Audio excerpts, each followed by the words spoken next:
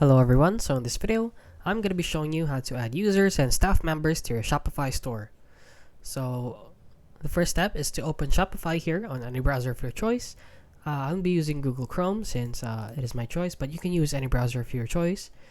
And then right here, once you're logged into your Shopify, all you need to do is go down here to settings on the bottom left part of the screen right here.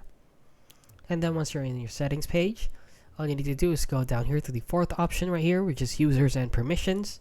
Click on that, and there should be this thing called add staff right here, but I don't have one since this is not a premium account. However, it should be there for you. Once you're there, you can just enter in the person's name and their email, and you basically choose what they can access. So there are a lot, maybe there are 18 different accesses that you can give them. So if you want to give them everything, you can basically give them everything there. And you can also transfer ownership from here, right here. You can also enter in an email from other people, and basically the ownership will transfer to them. And yeah, that is basically it. So if you found this video helpful, please consider liking and subscribing.